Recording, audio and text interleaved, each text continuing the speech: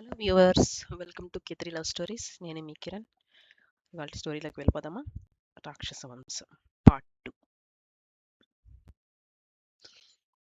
ఆ గదిలోకి అడుగు పెడుతూనే నేల మీద పడి ఉన్న ఒక అమ్మాయిని బెల్ట్తో కొడుతున్న ఒక వ్యక్తి కనబడతాడు. అది చూసిన శ్రావణికి ఒక్కసారిగా ఆ దృశ్యాన్ని నమ్మలేనట్టుగా అప్రయత్నంగా తన నోటి నుంచి ఆపండి, ఎందుకు తనను కొడుతున్నారు అంటూ గట్టిగా అరుస్తూ ఆ అమ్మాయిని చేరుకోవడానికి 2 అడుగులు పరుగున ముందుకు వేసి చేరుకునేలోపే ఒక బలమైన చెయ్యి తనను ఆపేస్తుంది. ఆ అరుపుతో ఒక్కసారిగా అందరూ శ్రావణి వైపు తిరిగారు. ముందుకు వస్తున్న శ్రావణి చేతిని ఒక బలమైన చెయ్యి పట్టి ఆపేయగా కింద ఉన్న అమ్మాయిని కొడుతున్న వ్యక్తి అతని చేతిలో ఉన్న బెల్ట్ పడేసి అసహనంగా ఆ అమ్మాయిని చేతులు పట్టి పైకి లేపి అక్కడి నుంచి బయటకు లాక్కొని తీసుకుని వెళ్ళిపోతూ ఉంటే శ్రావణి వాళ్ళనే చూస్తూ ఆగండి, ఆ అమ్మాయిని ఎక్కడికి తీసుకెళ్తున్నారు అంటూ వాళ్ళ వెనక వెళ్ళబోతుంటే ఆమె చేతిని పట్టుకున్న వ్యక్తి ఆమెను బలంగా లోపలికి లాగుతాడు. ఎందుకు ఎందుకు మీరు ఆ అమ్మాయిని అలా కొడుతున్నారు? మీరు మనుషులా రాక్షసులా అని శ్రావణి అరుస్తూ ఉంటే ఆ బలమైన చేయి చెంపని తాకగా మరుక్షణమే కళ్ళు తిరిగి పడిపోతుంది శ్రావణి. మరోపక్క ఆ అమ్మాయిని లాక్కెళ్తున్న అతను బెడ్రూమ్లోకి తీసుకెళ్లి లోపలికి విసిరినట్టుగా తోసి డోర్ బోల్ట్ పెట్టేసి ఆమె వైపు తిరిగి లోపలికి తిరగ్గా లోపలికి విసిరినట్టుగా వచ్చిన ఆమె పడిపోబోయి తనను తాను కంట్రోల్ చేసుకుంటూ అతనికి ఎదురుగా నిలబడి చేతులు నలుపుకుంటూ ఏడుస్తున్న కళ్ళతో సార్ నమ్మండి, నేను చెప్పేది నిజం అంటూ ఉండగా అబ్బాయిల్ని కాలర్ దగ్గర పట్టి లాగడానికి ప్రయత్నించినట్టుగా ఆమెని అతను డ్రెస్ యొక్క నెక్కి చేయి పెట్టి ముందుకు లాగుతాడు. దాంతో ఒక్కసారిగా అతడు చేసిన పనికి షాక్ అయిన ఆమె కళ్ళు పెద్దవి చేసి అతడి కేసు చూస్తూ అప్పటి వరకు భయంతో వర్షించిన ఆమె కళ్ళు ఇప్పుడు బాధతో కన్నీళ్లు కార్చడం మొదలుపెడతాయి. ఆమె ఇప్పుడు అతనికి ఒక అడుగు దూరంలో నిలిచింది.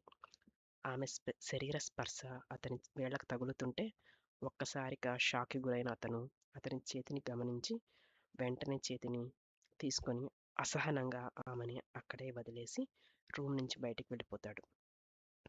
అతడు వెళ్ళిపోయిన తర్వాత ఆమె అక్కడే మోకాళ్ళ మీద కూర్చొని విపరీతంగా ఏడుస్తుంది.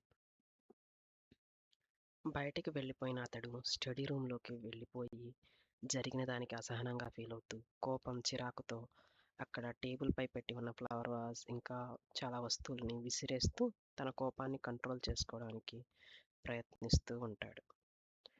ఇక్కడ గదిలో ఉన్న ఆమె కొంత సమయం తర్వాత తలపైకెత్తి ఎదురుగా ఉన్న గోడపై చూడగా గోడకు తగిలించి ఉన్న ఫోటోలో ఉన్న వ్యక్తి తనను తీక్షణంగా చూస్తూ కనిపించడంతో ఒక్కసారిగా భయపడుతుంది. ఆ ఫోటోలో ఉన్నది ఎవరో కాదు, Vasundhara group of company CEO శౌర్య ప్రతాప్ వర్మది. ఆ ఫోటోలో నుంచే అతడి చిరుత లాంటి చూపు ఆమెను భయపడుతుంది. అప్పుడు చుట్టూ చూసిన ఆమెకి తను శౌర్య బెడ్రూమ్లో ఉన్నట్లు అర్థమవుతుంది. ఇక్కడ స్టడీ రూమ్లో చేతికి అందిన వస్తువులన్నీ పగలగొడుతూ తన కోపాన్ని చల్లార్చుకుంటున్న శౌర్యకి అక్కడ సోఫాలో కూర్చుని తల వెనక్కి వార్చి 3 రోజుల ముందు తనకి ఆలోచనని మళ్లిస్తాడు. 2 నెలల క్రితం యాక్సిడెంట్ పాలైన తన తల్లి 2 నెలలు హాస్పిటల్లోనే ఉండి కొద్ది రోజుల ముందు డిశ్చార్జ్ అవ్వగా కోమాలో ఉన్న తన తల్లిని చూసుకోవడానికి లేడీ కేర్ టేకర్ అవసరం ఉన్నందున ఒకళ్ళని అపాయింట్ చేసుకోగా 3 రోజుల ముందు ఆమె తన ఇంటికి వచ్చింది. నర్సింగ్ ఇంకా కేర్ టేకింగ్లో 5 సంవత్సరాల ఎక్స్పీరియన్స్ ఉందని డాక్యుమెంట్లు తీసుకొని ఏజెన్సీ వాళ్ళు పంపించారని లతగా తన ఇంట్లోనికి ప్రవేశించింది. ఆమె తన గురించి ఎంక్వైరీ చేసిన శౌర్యకి ఆమె నిజమైన లత కాదు అని తెలిసింది. దాంతో ఆమె ఆ ఇంటికి ప్రవేశించడానికి గల నిజమైన కారణాలు తెలుసుకోవడానికి ఆమెని ఎంక్వైరీ చేస్తుంటే ఆమె తను లతయేనని, కేర్ టేకింగ్ కోసమే అక్కడికి వచ్చానని సమాధానం తిరిగి చెప్పడంతో సహనం కోల్పోయిన శౌర్యని ఆమెను కొడుతుండగా శ్రావణి వచ్చింది. దాంతో చిరాగ్గా ఆమెను తీసుకొని కోపంగా తన బెడ్రూమ్లోకి తీసుకెళ్ళి తనని విసిరినట్లుగా లోపల పడేశాడు. తర్వాత తనని ముందుకు తీసుకురావడానికి అన్నట్లుగా ఆమెను పట్టుకోవడానికి, కానీ ఆ కోపంలో అతడు ఆమెని ఎక్కడ పట్టుకుంది అతను చూసుకోలేదు. ఆలోచనల నుంచి బయటకు వచ్చిన శౌర్య ఒక అమ్మాయిని ఫస్ట్ టైం తన లైఫ్లో ముట్టుకున్నాడు. తను ఎక్కడ పట్టుకున్నది గుర్తొచ్చి కోపంగా ఇంకా విపరీతంగా పెరిగిపోతుంది ఆ అమ్మాయి మీద. తను అబద్ధం చెప్పడం వల్లే అతను అలా చేసేవలసొచ్చింది. ఇదంతటికి కారణం ఆ అమ్మాయి. ఆ అమ్మాయిని చంపేయాలన్నంత కోపం వస్తుంది శౌర్యకి. కొంత సమయం తర్వాత తిరిగి తన బెడ్రూమ్‌లోకి వెళ్ళాడు. బెడ్రూమ్ డోర్ ఓపెన్ చేసుకొని లోపలికి ప్రవేశించి ఒక ఫైల్ ఆ అమ్మాయి ముందు విసిరేశాడు.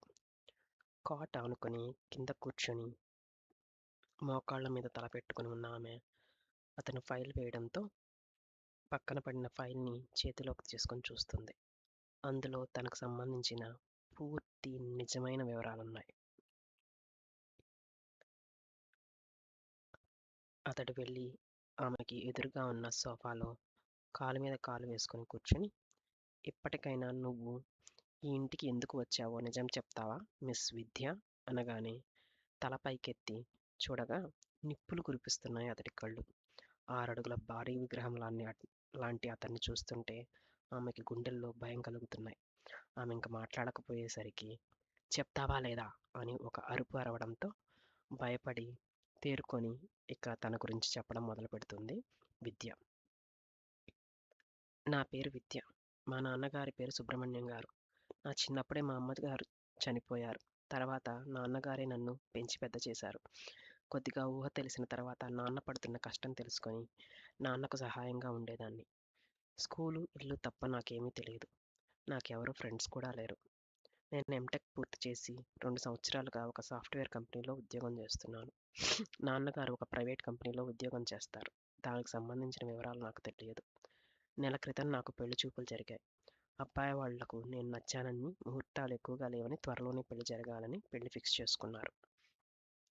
ఒకరోజు మార్నింగ్ ఆఫీస్‌కి వెళ్తుండగా నాన్నగారు పెళ్లి కార్డ్స్ తీసుకొని, ఆ రోజు సాయంత్రం ఆఫీస్ అయిపోయిన తర్వాత బాస్ వాళ్ళ ఇంటికి వెళ్ళి వాళ్ళని పెళ్లికి ఇన్వైట్ చేస్తానని చెప్పి, ఇంటికి రావడం లేట్ అవుతుందని చెప్పారు. ఆ రోజు ఆఫీస్ నుండి ఇంటికి వచ్చిన నాకు నాన్నగారు ఇంట్లో లేరని అర్థమైంది. ఉదయం లేట్‌గా వస్తారని చెప్పారు కాబట్టి నేను అలా ఆయన కోసం వెయిట్ చేస్తూనే ఉన్నాను. కానీ ఆయన ఇంటికి రాలేదు. ఫోన్ చేస్తున్నా స్విచ్ ఆఫ్ వచ్చింది. నాకేం చేయాలో, ఎవరినడగాలో, ఎక్కడికి వెళ్ళాలో ఏమీ అర్థం కాలేదు. ఆ రోజు రాత్రంతా ఆయన కోసం ఎదురు చూస్తూనే గడిపాను. మరుసటి రోజు ఉదయం నాకొక ఫోన్ వచ్చింది. ఫోన్‌లో ఎవరు మాట్లాడారో నాకు తెలియదు కానీ, "నన్ను నాన్నగారి కోసం ఎదురు చూస్తున్నావా?" అని అడిగి, "నీకొక వీడియో వస్తుంది. దాన్ని చూడు. తర్వాత నీకు మళ్ళీ ఫోన్ చేస్తాం" అని ఫోన్ పెట్టేశారు. పెట్టేసిన వెంటనే ఒక వీడియో వచ్చింది. ఆ వీడియోలో నాన్నగారు ఒక గదిలో చైర్‌కి కట్టేసున్నారు. నాన్నగారు స్పృహలో లేరు. ఆయన మొహమంతా దెబ్బలతో, రక్తంతో ఉంది. ఆ వీడియో చూసిన నాకు ఒక క్షణం కాళ్ళ కింద భూమి కంపించినట్టయింది. ఆ వీడియో చూస్తూనే ఉన్నాను. వెంటనే నాకు ఫోనొచ్చింది. అదే నంబర్ నుంచి. "వీడియో చూసావా? మీ నాన్నగారి కోసం చూసావా? మీ నాన్నగారిని మళ్ళీ చూడాలని ఉందా? అయితే నువ్వు నేను చెప్పిన పని చేయాలి. అప్పుడే మీ నాన్నని తిరిగి ప్రాణాలతో చూడగలవు" అంటూ 10 రోజులకు సరిపడా బట్టలు తీసుకొని బయలుదేరు. ఇప్పుడు ఒక 5 నిమిషాల్లో మీ ఇంటి ముందుకు ఒక కారొస్తుంది. ఆ కారులోకెక్కు అని చెప్పారు. అలాగే వాళ్ళు చెప్పిన ప్రకారమే నేను ఒక బ్యాగ్‌లో బట్టలు సర్దుకొని ఆ కారు రాగానే ఎక్కి కూర్చున్నాను. ఆ కారులో డ్రైవర్ తప్ప ఎవరూ లేరు. మళ్ళీ నాకు ఫోనొచ్చింది. సీన్ సీటు పక్కనే ఫైల్ ఉంది చూడు. అందులో ఉన్న వివరాలు మొత్తం తెలుసుకోమని చెప్పారు. ఇక నుంచి నువ్వు లతగా ఒక ఇంటికి వెళ్ళాలని, ఆ ఇంటికి వెళ్ళాక అక్కడ ఏం చేయాలో వాళ్ళు తిరిగి ఫోన్ చేసి చెప్తారని చెప్పారు. నేను వాళ్ళు చెప్పినట్లుగా చేస్తేనే మా నాన్నగారిని తిరిగి ప్రాణాలతో చూడగలనని చెప్పారు. ఫైల్‌లోని వివరాలన్నీ చెక్ చేశాను. అందులో లత అనే పేరు గల కేర్ టేకర్ గురించిన వివరాలున్నాయి. అవన్నీ తెలుసుకున్నాను. నాకర్థమైంది. నేనొక ఇంటికి కేర్ టేకర్‌గా వెళ్ళాలని. అది ఎందుకో, ఏంటో నాకు తెలియదు. వాళ్ళు చెప్పినట్టుగానే మీ ఇంటికి వచ్చాను. వచ్చిన రోజు నా ఫోన్‌కి మెసేజొచ్చింది. ఈ ఇంట్లో ముందు నేను ఎవరికీ ఏ అనుమానం రాకుండా కొద్ది రోజులు ఉండాలని. తర్వాత వీలు చూసుకొని ఏం చేయాలో చెప్తారని. దాని సారాంశం. ఆ తర్వాత నా ఫోన్‌కి ఎటువంటి మెసేజ్‌లు గానీ, ఫోన్ కాల్స్ రాలేదు అని చెప్పి తలదించుకుని ఏడుస్తూ ఉంటుంది విద్య. కొన్ని నిమిషాల మౌనం తర్వాత ఆమెని అక్కడే వదిలేసి బయటికి వెళ్ళిపోయాడు శౌర్య. ఇక్కడ కళ్ళు తిరిగి పడిపోయిన శ్రావణి మెలకువ వచ్చి బెడ్ మీద నుంచి లేచి చుట్టూ మెల్లిగా చూసి రూమ్ బయటకి చూడగా అక్కడ ఎవరూ కనిపించకపోయేసరికి ఒక్కసారిగా అక్కడి నుంచి పారిపోవాలని పరుగందుకొని మెట్లు దిగేసి కిందకొచ్చేస్తుంది.